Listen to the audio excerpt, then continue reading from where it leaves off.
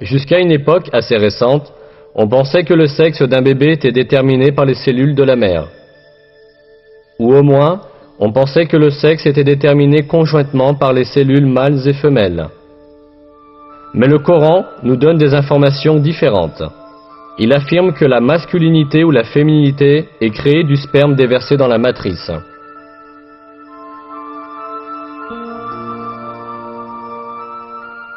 Et qu'il a créé le couple, le mâle et la femelle, à partir d'une goutte de semence éjaculée. Les progrès des disciplines de la génétique et de la biologie moléculaire ont validé scientifiquement l'exactitude de l'information donnée dans le Coran. On comprend maintenant que le sexe est déterminé par les cellules spermatiques provenant du mâle et que la femelle ne joue aucun rôle dans ce processus. Les chromosomes sont les principaux éléments intervenant dans la détermination du sexe. 2 des 46 chromosomes qui déterminent la structure d'un être humain sont identifiés comme les chromosomes sexuels. Ces 2 chromosomes sont appelés XY chez les mâles et XX chez les femelles, parce que la forme des chromosomes ressemble à ces lettres.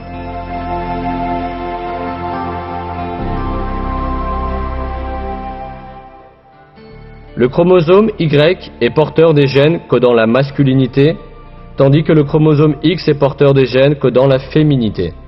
La formation d'un nouvel être humain commence par la combinaison croisée d'un de ces chromosomes, qui existe en paire chez les mâles et les femelles.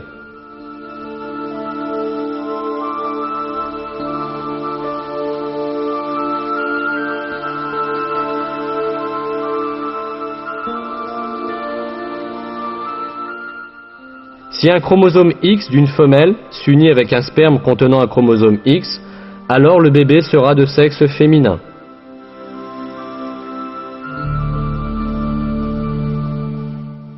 S'il s'unit avec le sperme qui contient un chromosome Y, le bébé sera de sexe masculin.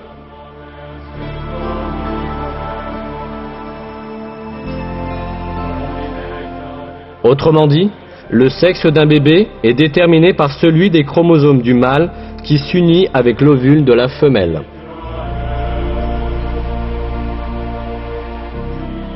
On ignorait tout cela jusqu'à la découverte de la génétique au XXe siècle.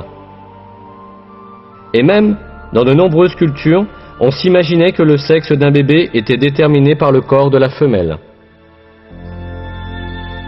C'est pourquoi les femmes étaient blâmées quand elles donnaient naissance à des filles. 13 siècles avant la découverte des gènes humains, le Coran a cependant révélé une information qui dément cette superstition et a mentionné le fait que l'origine du sexe ne provient pas des femmes mais du sperme des hommes. Si nous continuons à examiner les faits annoncés dans le Coran à propos de la formation des êtres humains, nous rencontrerons encore d'autres miracles scientifiques très importants. Lorsque le sperme du mâle s'unit à l'ovule de la femelle, l'essence du bébé à naître est formée.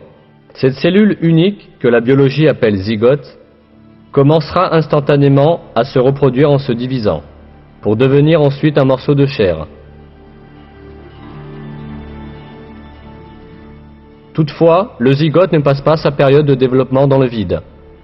Il s'accroche à l'utérus comme une plante s'enracine dans la terre. Grâce à ce lien, le zygote obtient du corps de la mère les substances essentielles à son développement. C'est là qu'apparaît un miracle très important du Coran. Parlant du zygote qui se développe dans l'utérus de la mère, Dieu emploie dans le Coran le mot « alaq », adhérence.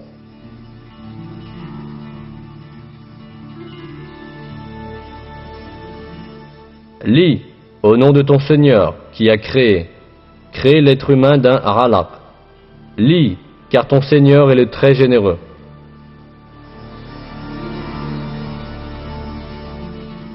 Le sens du mot alaq en arabe est quelque chose qui s'accroche.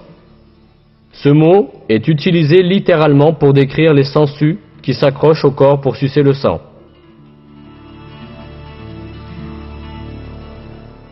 Ce n'est certainement pas par coïncidence qu'un mot si approprié est utilisé pour le zygote, ce développement dans l'utérus de la mère. Cela prouve, une fois de plus, que le Coran est une révélation de Dieu, le Seigneur de tous les mondes.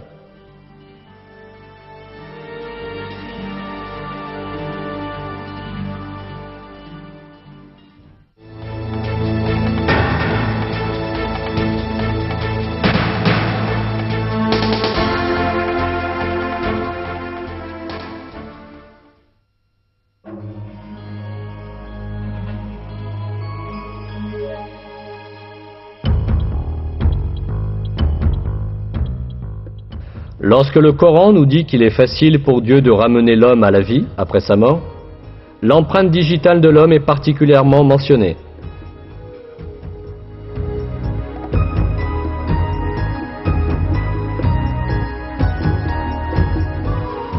Mais si, nous sommes capables de remettre en ordre l'extrémité de ses doigts.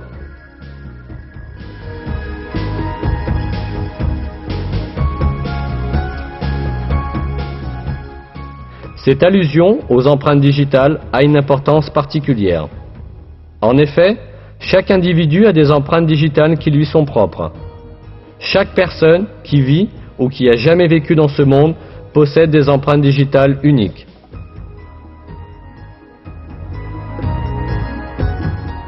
C'est pourquoi les empreintes digitales sont reconnues comme un important moyen d'identification des personnes et sont utilisées dans ce but dans le monde entier. Mais ce qui est important ici, c'est que cette caractéristique des empreintes digitales n'a été découverte qu'à la fin du XIXe siècle. Avant cela, on considérait les empreintes digitales comme un simple dessin sans signification particulière. Cependant, dans le Coran, Dieu souligne l'importance de l'extrémité des doigts, qui n'attirait l'attention de personne à l'époque. Cette importance n'a été comprise qu'à notre époque.